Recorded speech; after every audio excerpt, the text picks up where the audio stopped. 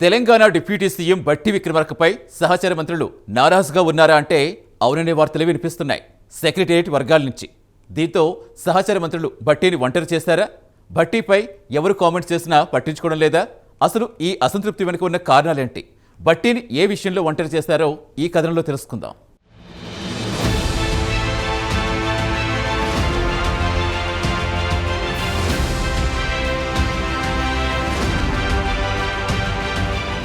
తెలంగాణ రాష్ట్రానికి డిప్యూటీ సీఎంగా మల్లు భట్టి విక్రమార్క కొనసాగుతున్నారు. భట్టి దగ్గర చాలా కీలకమైన శాఖలే ఉన్నాయి. అందులో ఆర్థిక శాఖ, ప్రణాళిక మరియు ఇంధన శాఖలు ఉన్నాయి.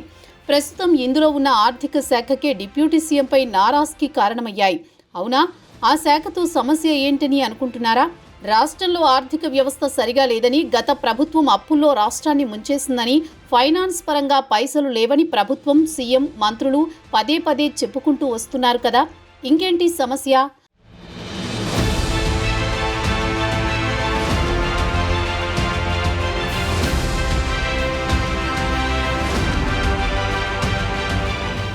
ఆర్థిక శాఖ భట్టి విక్రమార్క దగ్గర ఉంది.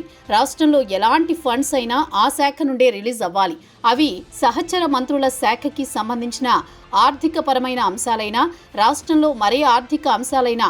ఇటీవలే కేబినెట్ మీటింగ్ సమయంలో బడ్జెట్ రిలీజ్ అంశంలో ఆర్థిక శాఖ మంత్రిపై సహచర మంత్రులు నేరుగా చెప్పకపోయినా ఇండైరెక్ట్గా బడ్జెట్ రిలీజ్ చేయడం లేదని చెప్పుకొచ్చినట్టు సమాచారం. ఇదిలా ఉంటే మంత్రులు నేరుగా ఆర్థిక శాఖ మంత్రి భట్టికి ఫోన్ చేసి నిధులు విడుదల చేయాలని కోరినా నిధులు విడుదల అవ్వడం లేదట. అవేమీ పెద్దగా బడ్జెట్ కూడా కాదట.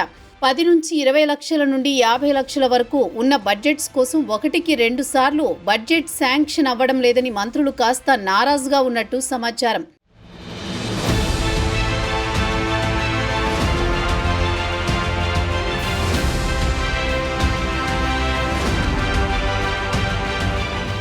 ఇదే ఎఫెక్ట్ భట్టిని ఒంటరిని చేసినట్లు చర్చ జరుగుతోంది. ఇటీవలే భట్టి ఒక కార్యక్రమంలో హైదరాబాద్ సెంట్రల్ యూనివర్సిటీలో రోహిత్ వేముల మృతిపై టీబీజేపీ నూతన అధ్యక్షుడిగా ఎన్నికైన రామచంద్రరావుపై కాంట్రవర్సీ కామెంట్స్ చేశారు. దీంతో రామచంద్రరావు తన అడ్వకేట్తో భట్టి విక్రమార్కకి నోటీసులు పంపించారు.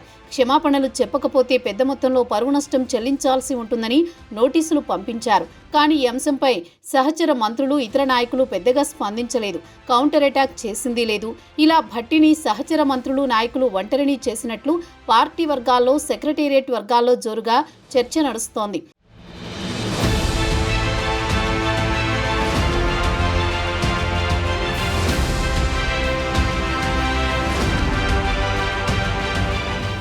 మొత్తానికి రాష్ట్ర ఆర్థిక పరిస్థితితో ఏమో కారణం కానీ భట్టిపై సహచర మంత్రులు ఎఫెక్ట్ పడినట్లు వార్తలు వినిపిస్తున్నాయి.